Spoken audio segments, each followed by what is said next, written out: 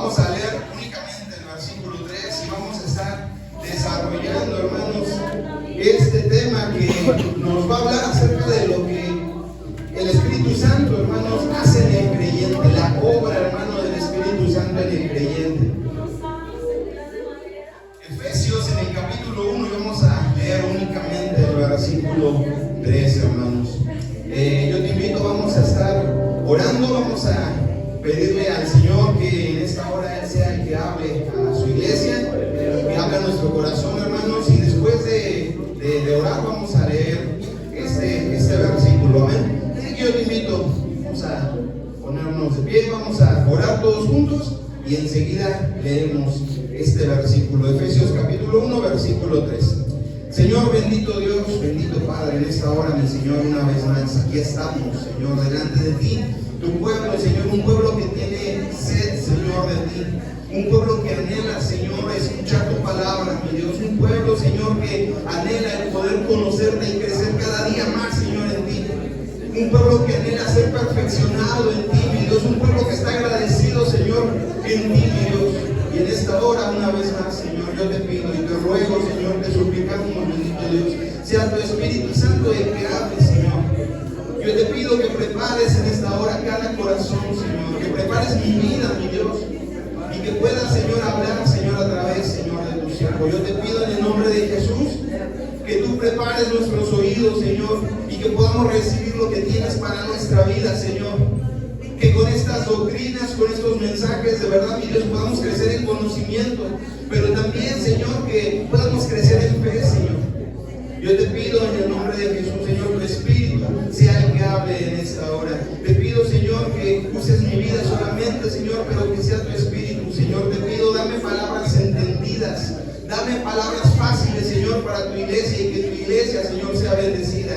Te pido, te ruego en el nombre de Jesús que en esta hora tu palabra, Señor, sea la que hable y que tu palabra, bendito Dios, sea expuesta con total fidelidad, mi Dios. Que no sea el hombre, lo que cree el hombre, el pensamiento del hombre, Señor, sino solamente tú, Señor, hablando a tu iglesia, bendito Padre. Ayúdanos, ayúdanos, te lo pido en esta hora. En el nombre de Cristo Jesús.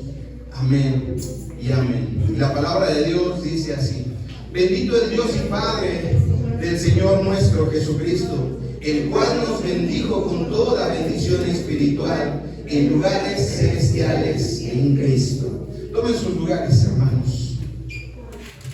La obra del Espíritu Santo y del creyente. El día de ayer, hermanos, para los que pudimos estar en este lugar, mira, el Señor habló, ¿verdad?, poderosamente, y el Señor nos recordaba, hermanos, acerca de lo que Él hizo en cada uno de nosotros que estábamos muertos, como dice su palabra. Él hizo esa regeneración en cada uno de nosotros. Dice la palabra que Él nos dio vida. Dice la palabra, hermanos, que y ayer nuestro hermano nos recordaba que el Señor fue el que quitó nuestro corazón, que era de piedra, hermanos, y que nos puso en nosotros un corazón de carne. Y el Señor fue el que hizo esa operación, hermanos. Dice la palabra que Él hizo esa regeneración en nosotros, hermanos. ¿Para qué? Para darnos una vida nueva. Para poder, hermanos, vivir ahora una vida en Cristo, y una vida, hermano, que tenga como propósito el glorificarle, el amarle, el buscarle cada día, hermanos, de nuestras vidas delante de su presencia. Y mira, decía nuestro hermano que el Señor, cuando subió a la cruz del Calvario, hermano, él hizo una obra completa. Dice la palabra de Dios, hermano, que Él fue para pagar nuestros pecados, pero, hermanos, dice la palabra que en Él somos completos, no hace falta absolutamente nada, hermanos. El Señor nos dio todo. Y una de las más grandes bendiciones que recibimos de parte de Dios, hermanos, fue la presencia del Espíritu Santo. Es lo que hoy, hermanos, estamos celebrando. La razón, hermanos, de poder recordar el Pentecostés, que se cumplió la promesa, hermano, de que el Espíritu Santo, el Consolador, vendría, hermano, sobre toda carne, sobre todo aquel, hermano, que creyera en el Señor Jesucristo, hermanos. Y mira, el Señor, hermanos, cuando nos da de su Espíritu Santo, hermano, también tiene una obra en nosotros. Y eso es algo que el día día de hoy vamos a estar meditando, es una doctrina, es un tema completamente doctrinal, hermanos, así que yo te invito a que podamos estar atentos. Dice aquí en el versículo donde leímos, porque es el Dios y Padre del Señor nuestro Jesucristo, el cual ya nos bendijo con toda bendición espiritual, hermanos. En Él estamos completos. En Él estamos completos. Y el Espíritu Santo, hermano, ahora trabaja en nosotros, hermanos. Y mira, lo que vamos a estar estudiando un poquito el día de hoy es acerca de esa obra, porque dice la palabra de Dios, hermano, que el Espíritu nos bautiza, ¿sí? Somos bautizados en el Espíritu. Pero no solamente eso, dice la palabra que somos sellados con el Espíritu. Dice la palabra de Dios, hermanos, que ahora el Espíritu mora en cada uno de nosotros, que el Espíritu además nos llena, hermanos, que el Espíritu nos da un fruto, y además el Espíritu también nos capacita para poder servir, hermanos, en la iglesia. Porque ese es el fin, hermanos. Por eso somos un edificio, por eso somos un cuerpo. Y que cada día, hermano, podamos estar creciendo, y el Espíritu también nos capacita. Así que vamos a estar viendo, hermanos, cada uno de estos puntos. Y bueno, pues vamos a estar atentos, hermanos. Y el primer punto que yo quiero que podamos estar estudiando es acerca del bautismo del Espíritu Santo. Porque ¿cuántos de nosotros sabemos, hermanos, que somos bautizados en el Espíritu Santo? ¿Sí? Cada uno, hermano, de nosotros, cuando el Señor hizo esa regeneración, el Señor nos bautizó. Y mira, la palabra nos habla en cada uno de los evangelios acerca de este bautismo del Espíritu Santo. Por ejemplo, dice en Mateo, en el capítulo 3, versículo 11: yo a la verdad os bautizo en agua, decía Juan el Bautista, para arrepentimiento, mas el que viene tras mí, dice, más poderoso es que yo. Él os bautizará en Espíritu Santo y en fuego.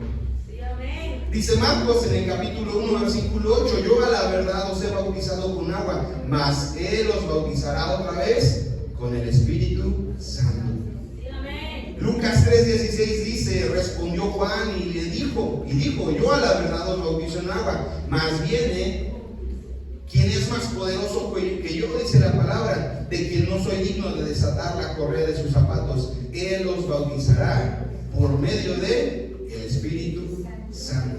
¿Sí? Juan capítulo 1:33 dice: y yo no le conocía, mas el que me envió a bautizar con agua, aquel me dijo: sobre quien vieres descender el Espíritu y que reposa sobre él, este es el que bautiza con Espíritu Santo. ¿Sí? Así que cada uno de los evangelios, hermano, nos habla de esta realidad. Y tú tienes que saber, hermano, que cada uno de nosotros somos bautizados con el Espíritu Santo.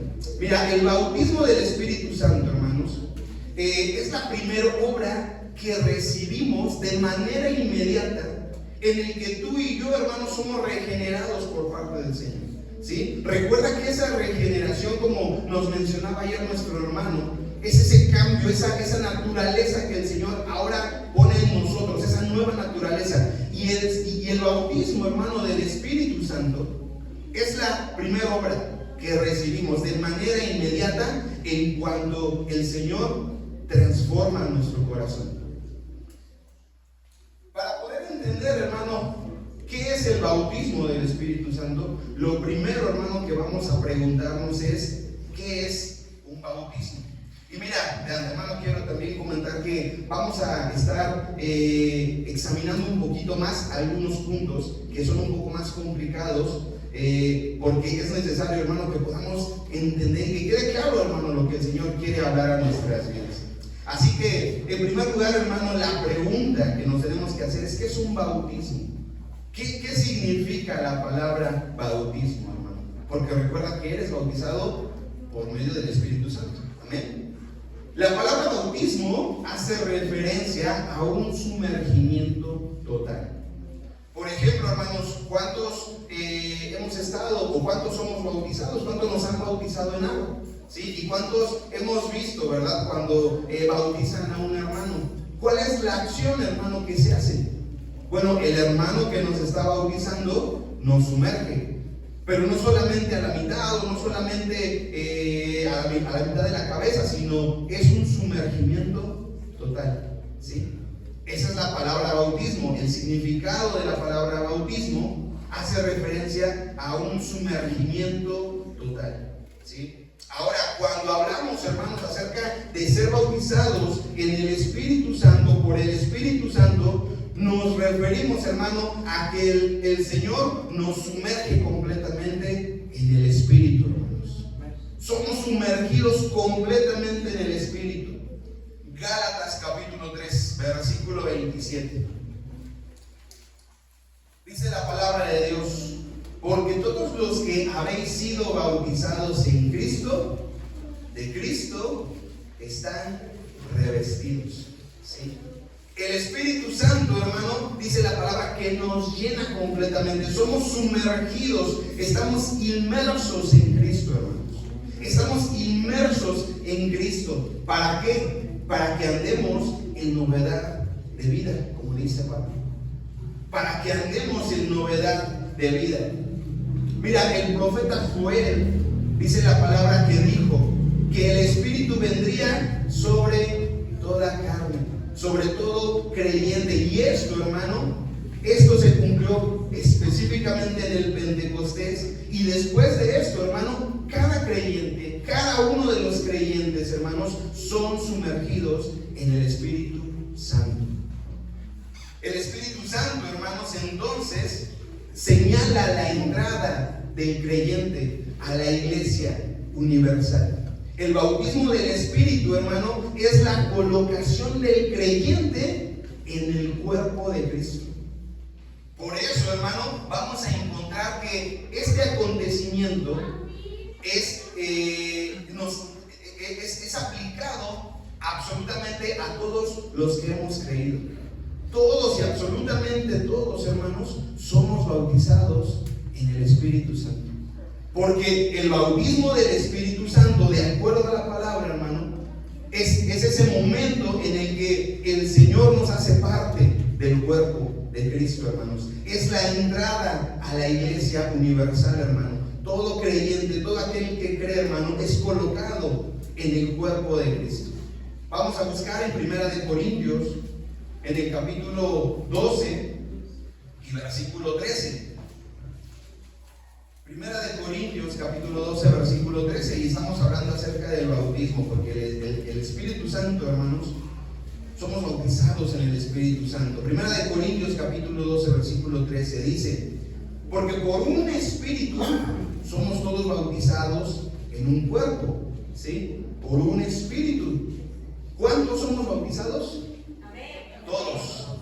Todos, hermanos, todos somos bautizados, dice la palabra, en un cuerpo, sean judíos o sean griegos, sean siervos o libres, y todos hemos bebido de un mismo Espíritu, ¿sí?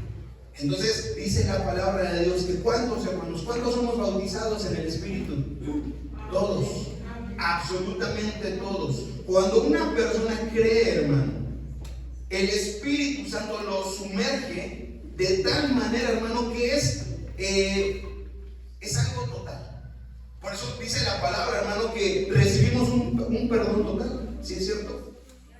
No es que recibamos, hermanos, un perdón a medias. No es que el Señor nos perdone por algunas cosas y por otras cosas no. No es que el Señor, hermano, solamente nos perdone por las cosas más graves o las cosas menos graves y por otras cosas no. Cuando venimos a Cristo, hermano, y cuando creemos en el Señor, recibimos un perdón completo y total de nuestros pecados. Mira, somos sumergidos, hermanos, completamente en su gracia. No es que el Señor, hermano, solamente nos dé parte de su gracia. No, hermano, recibimos una gracia completa. Por eso somos completos en Cristo. Somos sumergidos, hermanos, en su total misericordia. No es que unas veces el Señor nos dé de su misericordia y otras veces no. O que nos dé de su paciencia y otras veces no. Somos sumergidos en una justicia total, hermano. Porque en el Señor estamos completos. Dice la palabra ahí donde leímos en 1 Corintios, porque por un espíritu somos todos bautizados, ¿sí? Así que el bautismo del Espíritu es algo que recibe todo creyente. Ezequiel capítulo 11 y versículo 19. Este versículo lo leímos ayer con nuestro hermano Jafet, y la palabra dice: les daré un corazón, un nuevo corazón, y un espíritu nuevo pondré dentro de ¿quiénes? De ellos, de los que creen. Quitaré el corazón de piedra del medio de su carne y les daré a todos un corazón de carne. ¿Para qué? Para que anden en mis ordenanzas y guarden mis decretos y los cumplan, y me sean por pueblo y yo sea a ellos por Dios. ¿Sí? El bautismo, hermanos, es una experiencia de todo creyente. En el momento en el que nosotros confesamos a Cristo como nuestro Señor, hermanos, y como nuestro Salvador, todos, absolutamente todos, hermanos, sin excepción, somos bautizados por medio del Espíritu Santo.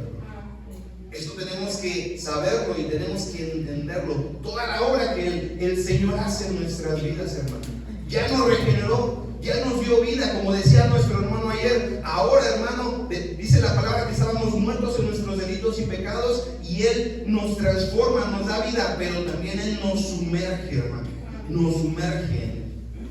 Romanos capítulo 6 y versículo 3. Romanos capítulo 3 y capítulo 6 y versículo 3. Dice Pablo: ¿no sabéis que todos los que hemos sido bautizados en Cristo Jesús hemos sido bautizados también en su muerte? Porque somos sepultados juntamente con Él para muerte por el bautismo, a fin de que como Cristo resucitó de los muertos por la gloria del Padre, así también nosotros andemos en novedad de vida. ¿Sí? Para eso, hermano, el Señor nos da de su Espíritu, para que seamos una nueva criatura y para que andemos en novedad de vida, hermanos. Ahora, si hemos entendido esta primera parte, si hemos entendido, hermano, que el bautismo del Espíritu es algo que recibimos todos, a mí también me gustaría, hermano, que podamos entender que el bautismo con el Espíritu Santo no tiene que ver con hablar en lenguas, ni tiene que ver con alguna otra manifestación externa. No tiene que ver, hermano, ¿sí? Muchos toman como referencia justamente el pasaje de Hechos en el capítulo 2, hermano. Pero algo que tenemos que saber es que no podemos, hermano, tomar este suceso, la manera en la que el Señor hizo cómo sucedieran las cosas, no podemos tomarla como una ley para poder decir, hermano, que es algo que se tiene que repetir siempre. El bautismo, hermano, y eso lo vamos a hablar un poquito más adelante porque es parte del servicio, ¿sí? Pero el bautismo con el Espíritu Santo no tiene que ver, hermano, con hablar en lenguas ni con ninguna otra manifestación externa. Vamos rápidamente, hermano, y solamente quiero que podamos entender esto. Ahí en Hechos, en el capítulo 2 y en el versículo 2, justamente este pasaje que nos habla de Pentecostés, hermano. Y recuerda que no podemos tomar como ley, ¿sí?, lo que sucede en este pasaje para decir que siempre, hermano, que siempre se verán estas manifestaciones, hermano. Porque este suceso, hermano, el cumplimiento de la promesa de que el Espíritu vendría, fue un suceso único, hermano. Fue un suceso único. La Biblia lo narra como un suceso que no se iba a volver a repetir. Era la promesa, hermano, el Espíritu Santo, hermano, que iba a descender, dice la palabra. Y dice ahí en Hechos, en el capítulo 2, versículo 4, de repente vino del cielo un estruendo como de un viento recio. Sí, un estruendo, fíjate, vamos a ir viendo rápidamente lo que pasó. Un estruendo como un viento recio. Dice que llenó la casa donde estaban y se aparecieron lenguas repartidas como de fuego. No dice el escritor que fueran lenguas repartidas de fuego. Dice que se aparecieron lenguas repartidas como de fuego.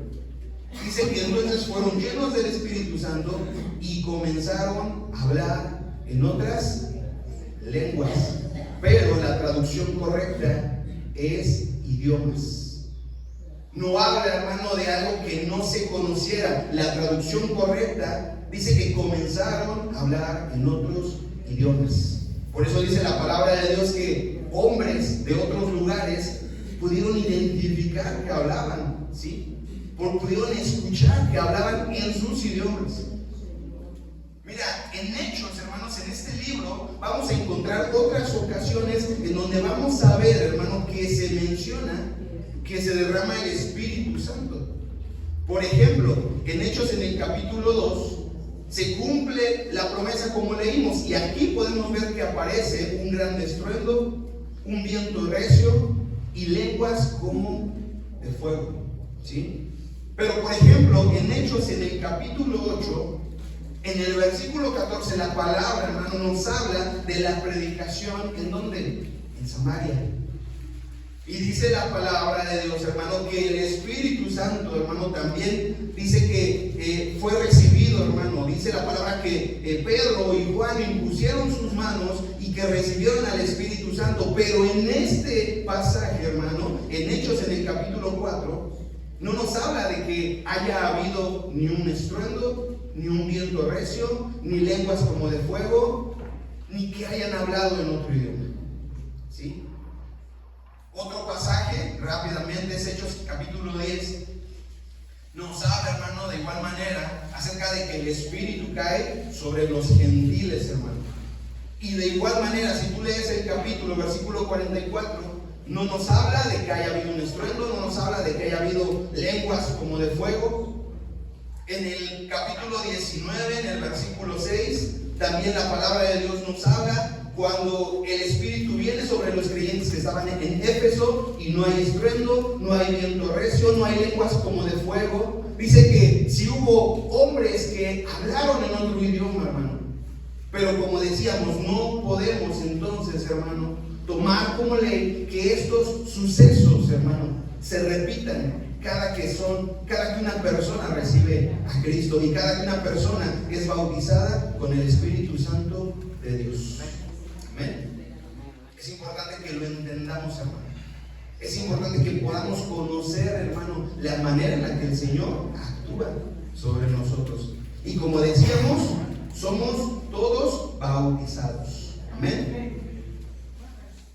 Mira, el bautismo del Espíritu Santo entonces es, en primer lugar, un don que es dado por Dios, porque es por gracia, ¿sí? Es por gracia. No es algo, hermano, que deba buscarse.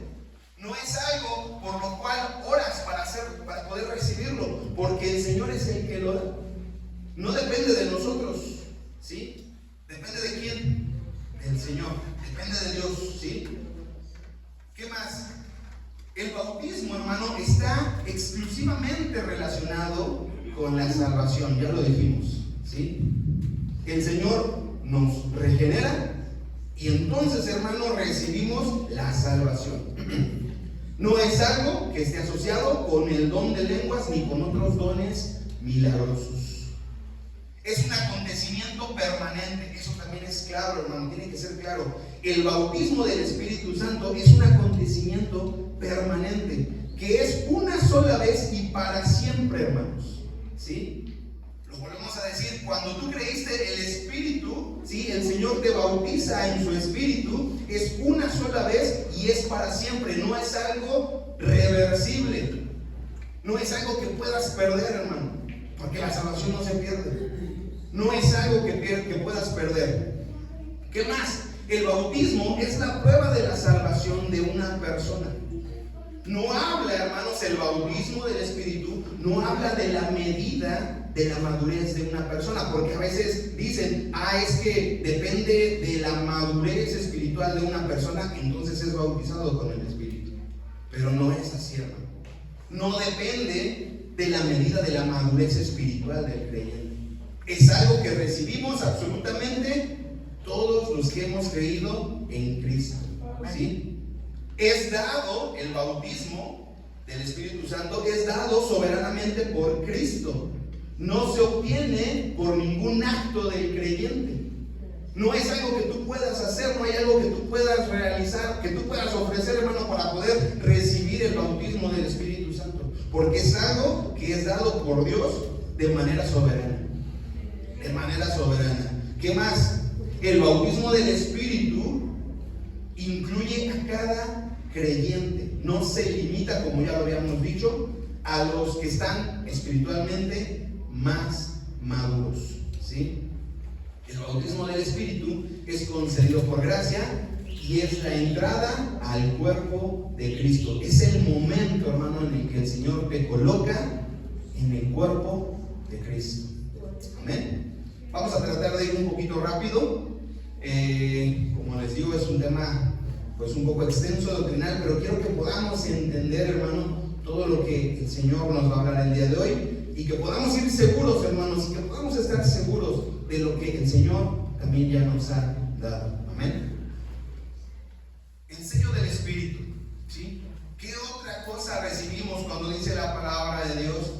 Que en Él somos bendecidos con toda bendición espiritual. Somos sellados por el Espíritu Santo. Yo te invito, vamos a buscar ahí en Efesios. Aquí mismo en el capítulo 1, pero en el versículo 13. Dice la palabra de Dios: en el cual esperáis también vosotros, en oyendo la palabra de verdad, el evangelio de vuestra salvación, de vuestra salud, en el cual también desde que creíste, fuiste sellado con el Espíritu Santo de la promesa, ¿sí? En Él también dice la palabra de Dios, cuando escuchamos la palabra de verdad, el evangelio de nuestra salvación, dice, cuando lo escuchaste, cuando creíste en Él, fuiste sellado con el Espíritu Santo de la promesa, ¿sí? No solamente fuiste bautizado, dice la palabra, has recibido el sello del Espíritu Santo.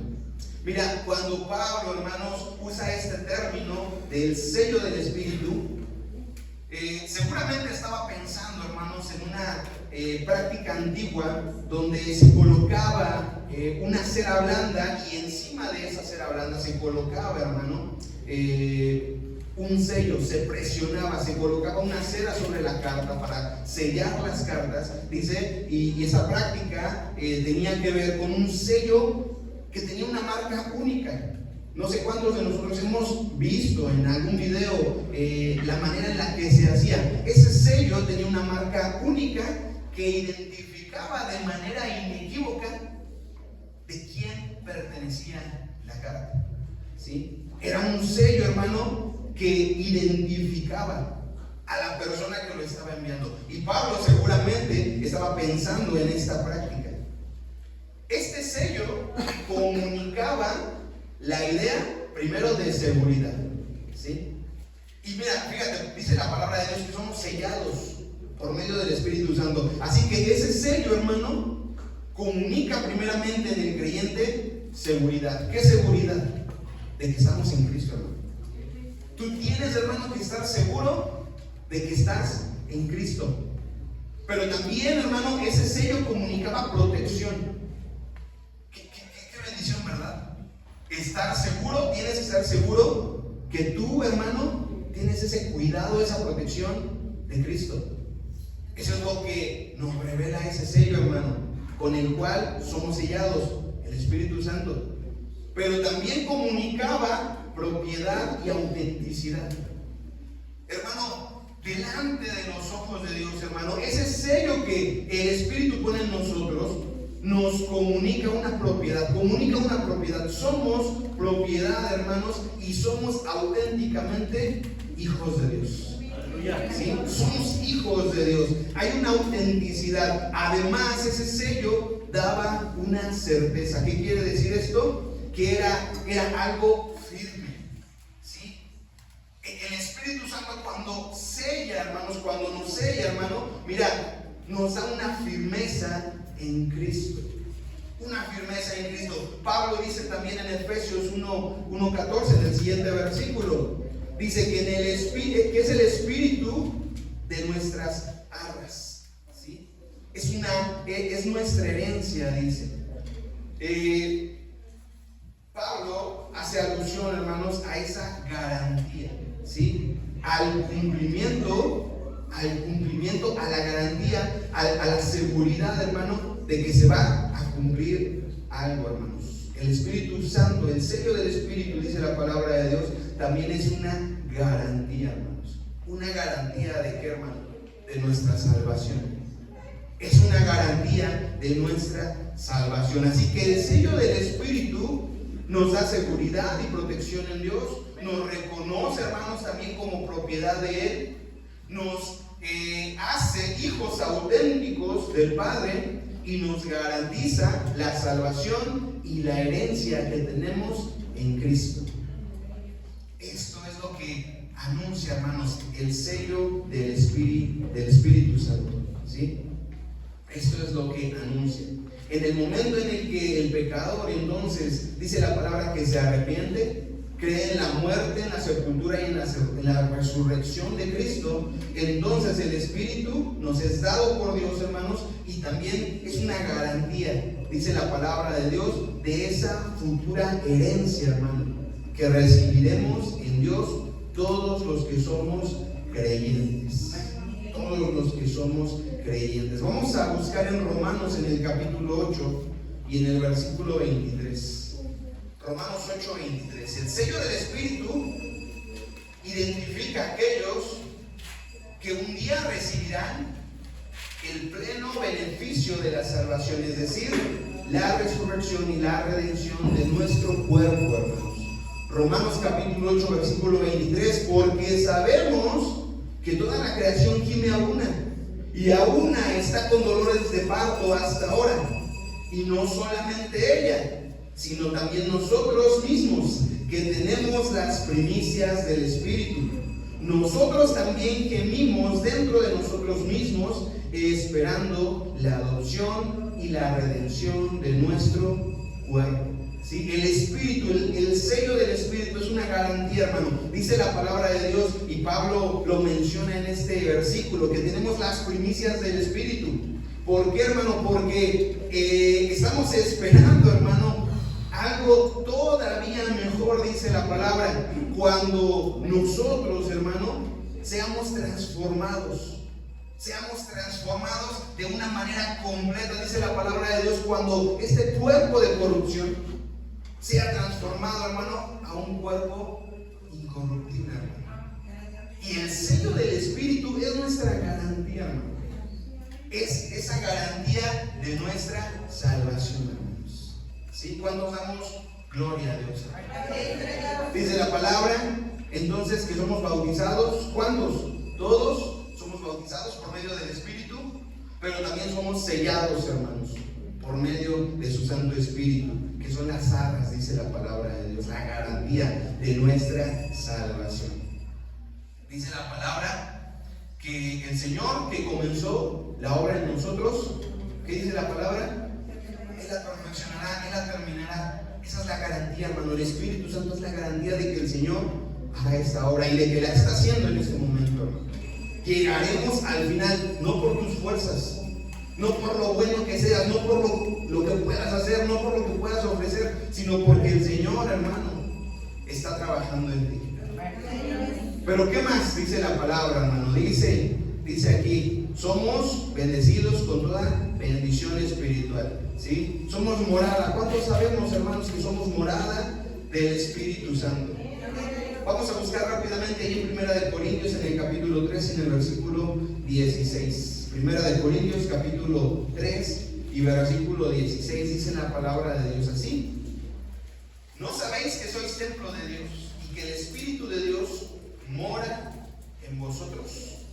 ¿Cuántos de nosotros sabemos esto, hermano? Que somos templo, dice la palabra, ¿sí?, de Dios, y que somos morada del Espíritu Santo. Mira, la morada del Espíritu Santo, hermanos, es la acción por la cual Dios toma una residencia en cada uno de nosotros. ¿sí? Y es una residencia permanente. Y tenemos que estar muy atentos a esto, ¿sí? La morada, hermano, nos va a hablar de esa acción, hermano, que Dios toma para estar morando, para residir permanentemente en el cuerpo del creyente, ¿sí? Mira, en el Antiguo Testamento nosotros podemos ver, y dice la palabra de Dios, que el Espíritu venía sobre ciertas personas, ¿sí? Y el Espíritu les daba ese poder, hermano, para poder cumplir ciertos propósitos. Pero era muy diferente, hermano, esa acción que el Espíritu tenía en las personas antes de la venida de Cristo, en el antiguo pacto, a lo que hoy el Espíritu hace en cada uno de nosotros. Algunas características principales que vamos a ver, hermanos, en el Antiguo Testamento, y que nos va a permitir observar, hermano, que el Espíritu solamente posaba sobre las personas, son estas. El Espíritu, hermano, actuaba de manera ocasional, ¿sí? Eran casos que no eran frecuentes, eran solamente casos ocasionales.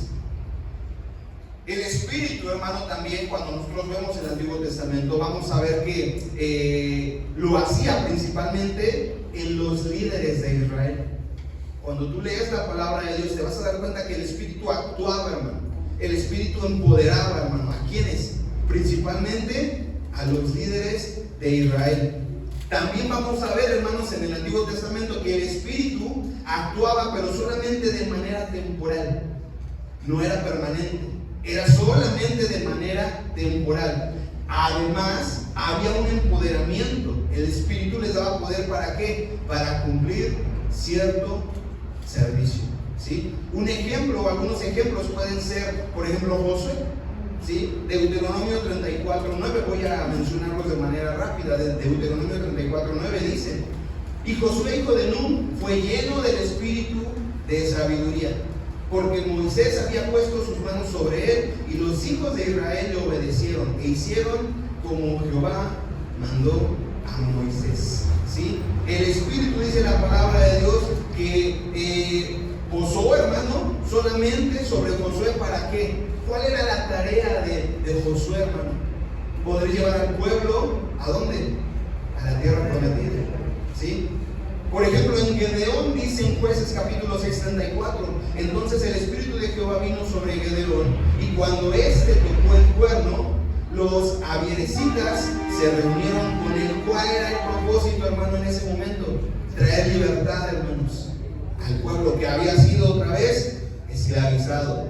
Sansón, por ejemplo, es un ejemplo muy claro. Hay varios versículos. Por ejemplo, en Jueces capítulo 14:6 dice que el Espíritu vino sobre Sansón. ¿Para qué? Para que despedazara al león como quien despedaza, dice, a un cabrito, sin meter nada en su mano. Cuando nosotros vemos, hermanos, la vida de Sansón era un hombre que no temía a Dios.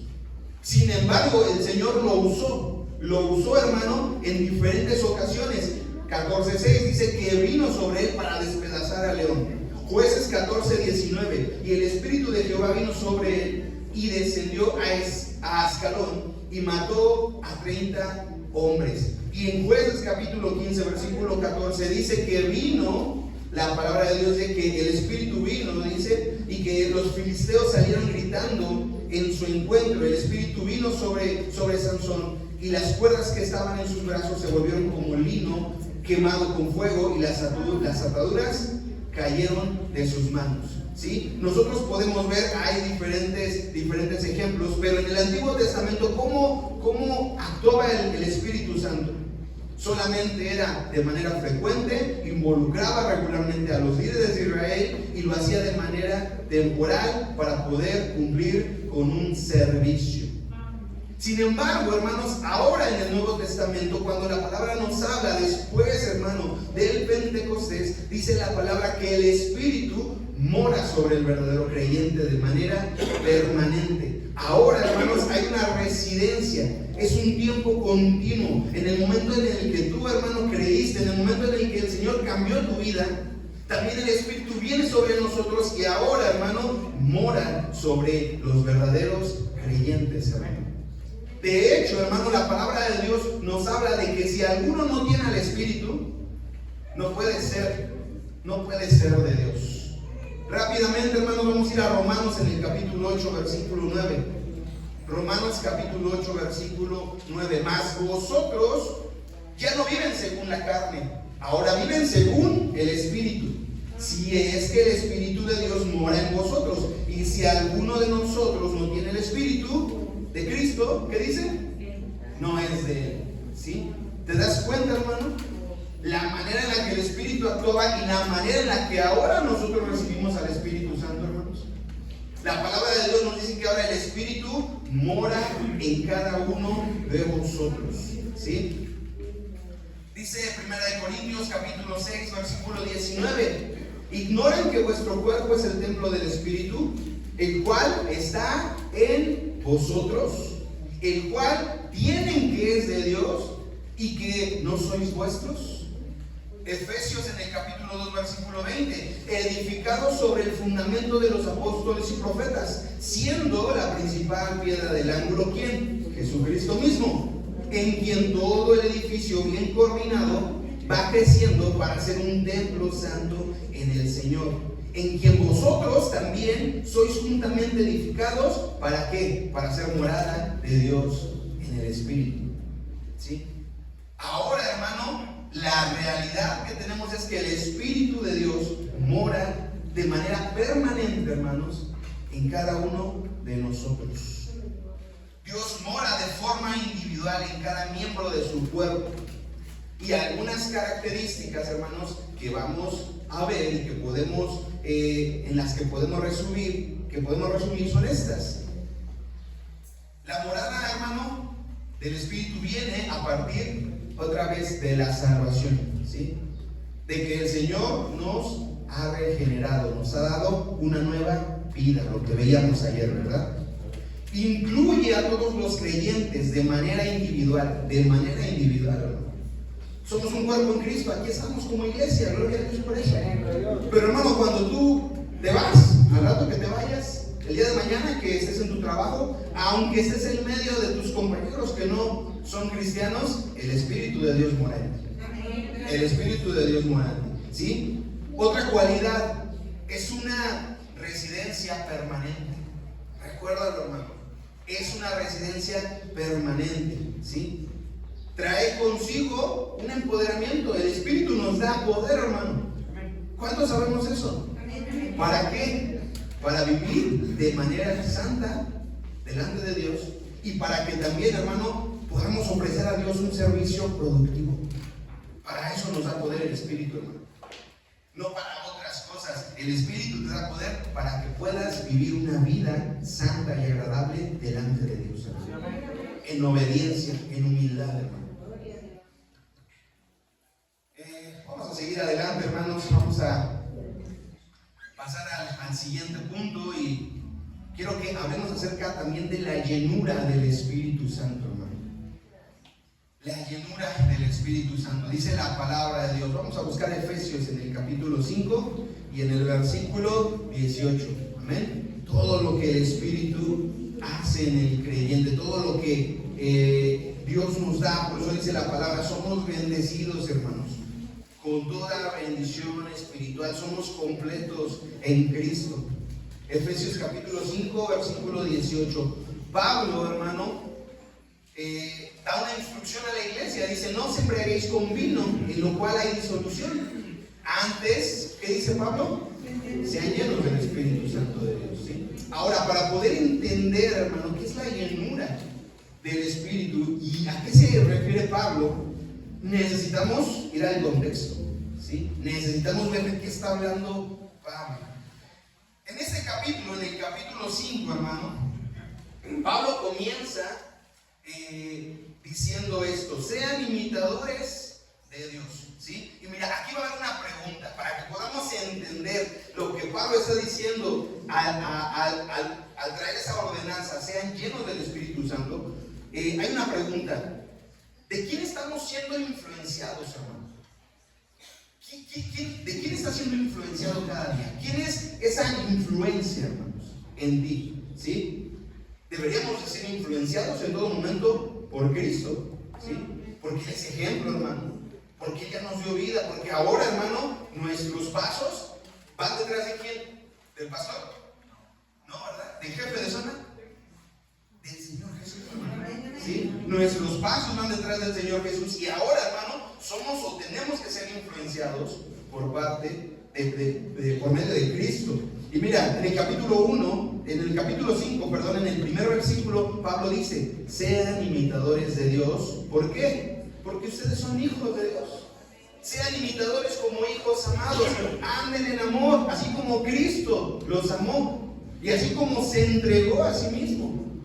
¿Sí? ¿Qué nos está recordando? ¿Qué nos está diciendo Pablo? Su influencia, su ejemplo es Cristo. ¿Sí?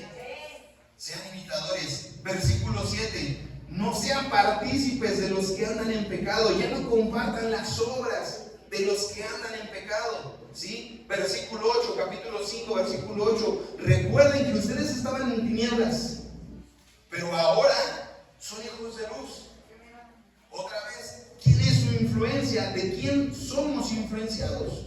Dice Pablo: de Cristo, no de los que participan en pecado. No compartan las obras de los hombres pecaminosos. Recuerden que estaban en tinieblas y ahora son hijos de luz. Versículo 10. Por tanto, ocúpense en conocer lo que le agrada al Señor. Ocúpense, sepan lo que Dios aprueba.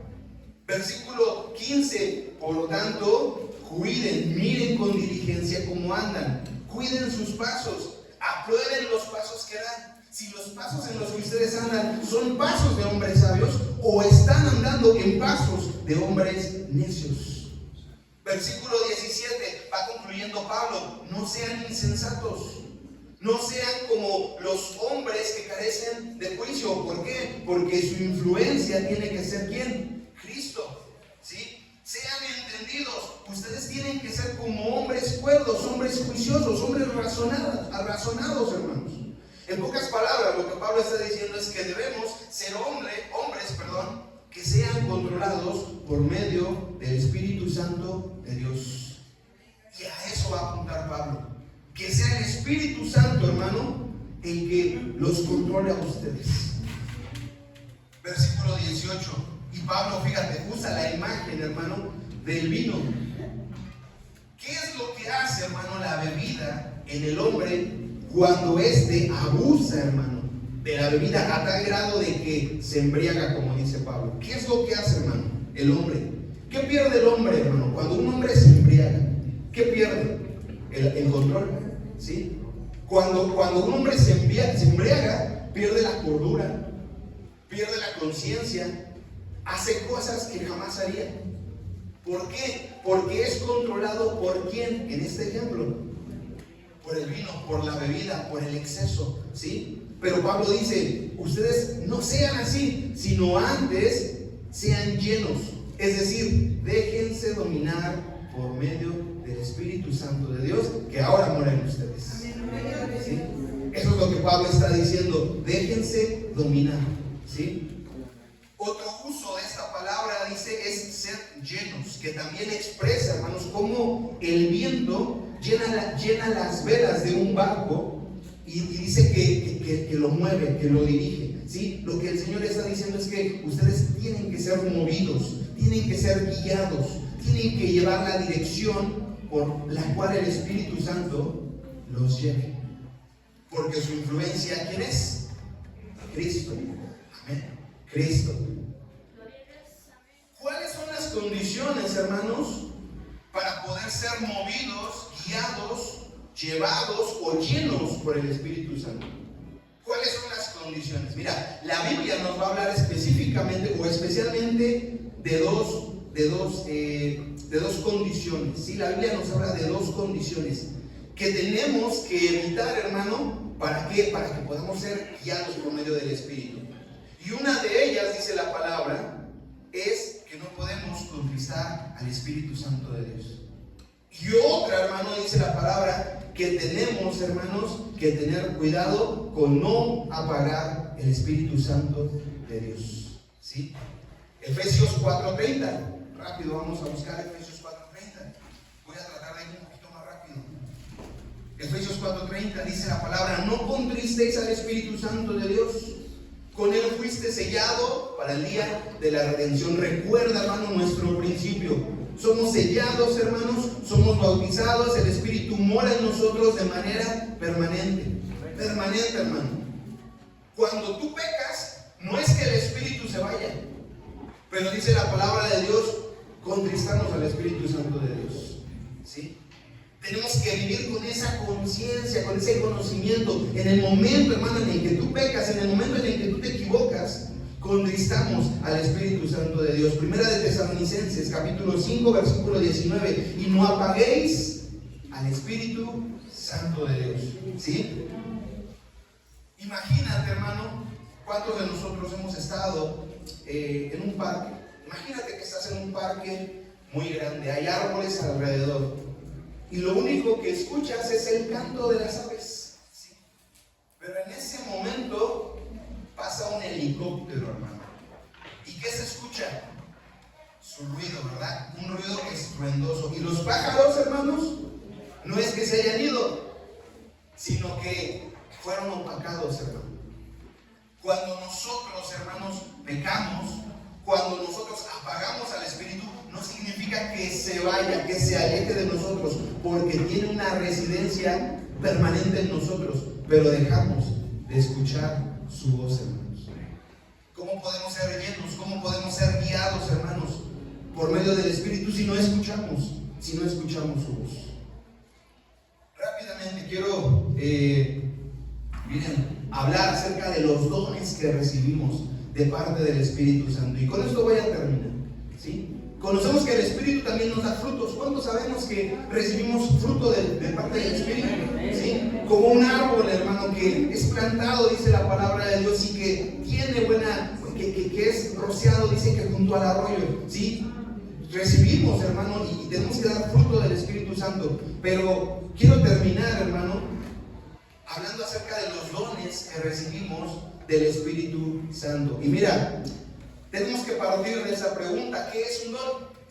¿Qué es un don? Un don, hermano, al igual que la gracia, es algo que no merecemos. Es un regalo, hermano, que no depende de nosotros. Es un regalo que depende de quién? Depende de Dios, ¿sí? Por eso el Espíritu Santo es un don, hermano, porque no lo merecemos, porque no es que seamos, hermanos, merecedores de ellos, sino que lo recibimos por gracia, sin merecerlo, de parte de Dios. Ahora, primero, hermano, quiero que entendamos que hay dones espirituales, ¿sí? Es necesario que hablemos de los dones espirituales. Los dones, hermanos, que recibe todo cristiano sin excepción, y que son dones irrevocables, es decir, dones que nadie, y absolutamente nadie, te puede quitar. Hay dones espirituales que recibimos todos los cristianos sin excepción, todos, y que son irrevocables, ¿sí? No se pueden perder, hermanos, no te los pueden quitar. Algunos dones, hermanos, que podemos mencionar es, por ejemplo, la salvación, ¿sí? La salvación es un don, hermano. ¿Quién nos la dio? El Señor, ¿sí? Dios, que nadie te puede quitar, que nadie te puede arrebatar, que no puedes perder. Es un don inmerecido y que es dado únicamente por gracia de parte de Dios, ¿sí? El Espíritu Santo, como decíamos, el Espíritu Santo también es un don, hermanos, ¿sí? Que recibimos. Su persona en nuestras vidas es algo inmerecido, pero que se nos da, hermano, para ayudarnos también, para ser bendecidos en Cristo. ¿Qué otra cosa? El bautismo del Espíritu, como ya lo habíamos hablado, ¿sí? Que nos introduce, hermanos, a la familia de Cristo. Estos son algunos de los dones que recibimos, dones espirituales, y que son para todo creyente sin excepción, y que son irrevocables, hermanos. Y que tenemos que diferenciar, hermano, también de los talentos que el Señor nos da para edificar a la iglesia, ¿sí? Ahora, quiero que hablemos rápidamente de dos tipos de dones, porque hay dones que son temporales y dones que son permanentes. Los dones temporales, hermano.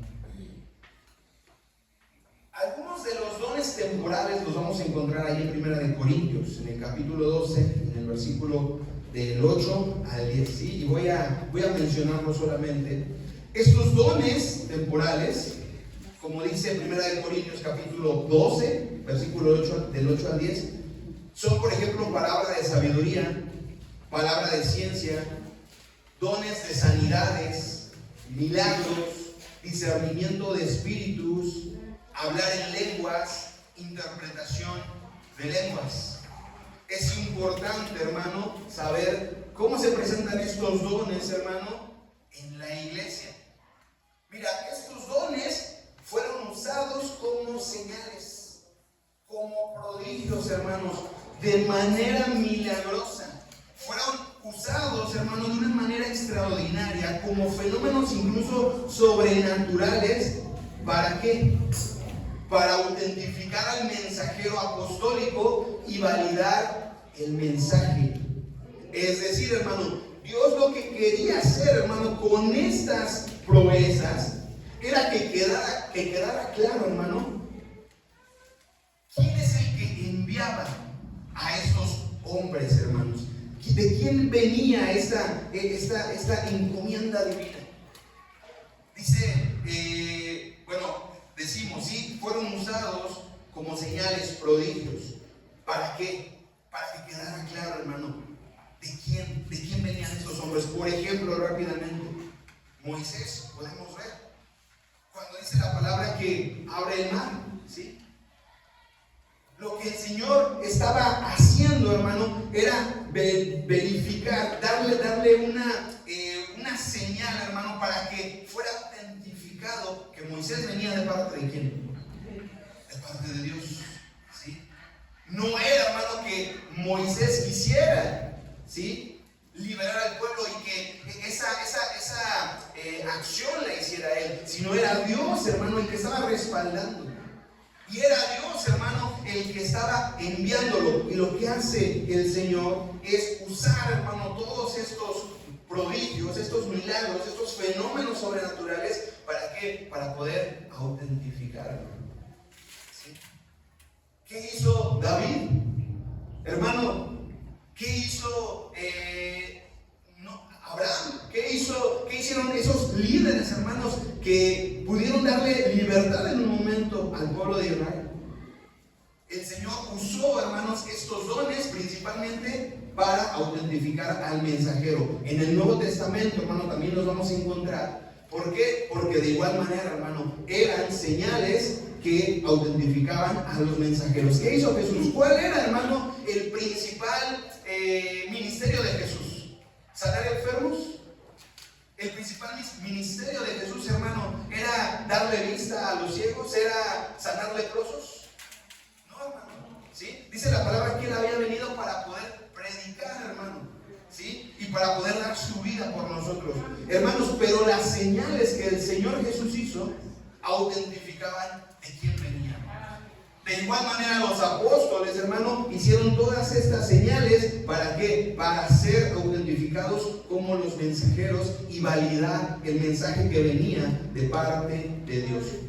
Cuando se concluye el canon, hermano, de las Escrituras, y un canon es ese compendio de libros que tenemos en la palabra de Dios, cuando se concluye este canon, las Escrituras, con el Apocalipsis de Juan, entonces deja de existir una razón divina para realizar estos milagros por medio de los hombres, ¿sí? Tales milagros cesaron junto con estos dones que eran temporales. Eso, de igual manera, tenemos que tenerlo claro. Sin embargo, hermano, sabemos que el Señor sigue obrando, amén. Pero tenemos que tener cuidado, hermano, cuando vemos en internet cualquier video de hombres que se jactan, ¿sí?, por hacer este tipo de prodigios, hermano. Sabemos que el Señor sigue obrando, que el Señor sigue haciendo milagros, hermano. Pero de manera general, hermano, tenemos que entender que estos dones temporales, ¿sí?, perdieron una razón completa, digamos, para poder ser realizados cuando se cerró el canon de las Escrituras. ¿Cuáles son los dones permanentes entonces, hermanos, y quiero cerrar con esto. Estos dones están relacionados con el servicio de la iglesia y quiero que también lo podamos entender bien, ¿sí? ¿Cuántos sabemos que somos un cuerpo en Cristo, hermanos? Y como cuerpo en Cristo, hermano, todos y absolutamente todos tenemos que permanecer en funcionamiento, ¿sí? Nuestro cuerpo, ¿qué pasa si en nuestro cuerpo uno de nuestros órganos se detiene? Nuestro cuerpo colapsa, ¿verdad? Cuando el corazón deja de enviar sangre al cuerpo, cuando el cerebro deja de funcionar, ¿qué pasa en nuestro cuerpo natural? Cuando una mano deja de funcionar, cuando un ojo deja de funcionar, bueno, el cuerpo colapsa, ¿sí? Y como cuerpo de Cristo, hermano, todos deberíamos de estar, hermanos, permaneciendo en funcionamiento, todos deberíamos de estar funcionando. Así que los dones permanentes tienen que ver con el servicio en la iglesia, hermano. ¿Y cuál es el propósito? La edificación del cuerpo de Cristo, ¿sí? Estos dones los vamos a encontrar en Efesios capítulo 4, versículo 11 al 16, y dice la palabra de Dios así: y él mismo constituyó a unos apóstoles, a otros profetas, a otros evangelistas, a otros pastores, a otros maestros, con el propósito de ¿qué? No de que el hombre se luzca aquí adelante, no de que resalte el nombre de una persona. Yo no me llamo pastor, yo no me llamo evangelista, yo no me llamo maestro, yo no me llamo hermano pastor, ¿sí? Para que mi nombre sea exaltado. Dice la palabra de Dios, a fin de que sean perfeccionados los santos para la obra del ministerio, para la edificación del cuerpo de Cristo, hasta que todos lleguemos a la unidad de la fe. ¿Qué es lo que el Señor quiere, hermanos? Que crezcas y que lleguemos a la unidad de la fe y que tengamos un pleno conocimiento del Hijo de Dios, a la medida del varón perfecto, a la estatura de la plenitud de Cristo. Y dice Pablo, para que entonces, versículo 14, ya no seamos niños, que somos llevados por cualquier viento de doctrina, y que podamos, hermanos, de verdad aprender, hermanos, a identificar aquellos que son falsos maestros, falsos apóstoles, falsos pastores, hermanos. Muchos se proclaman en las redes sociales: tengo 30, 40 años de ministerio, ¿sí? Y se exaltan, hermano. Pero dice la palabra de Dios, el Señor nos puso, ¿para qué? Para edificación del cuerpo de Cristo. Y dice la palabra de Dios que tenemos que considerarnos, hermanos, como menores, como inferiores a todos los demás, hermanos.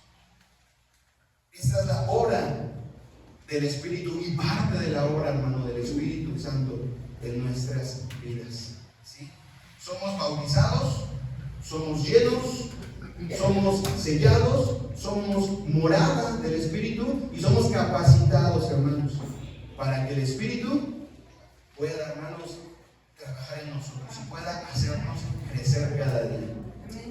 Yo te invito en esta hora, hermano, vamos a doblar nuestras rodillas. Creo que fue un poquito largo, pero de verdad yo espero en el Señor que esto, hermano, sea para que podamos crecer en Él. Amén. Vamos a doblar nuestras rodillas, vamos a darle gracias a Dios por su palabra.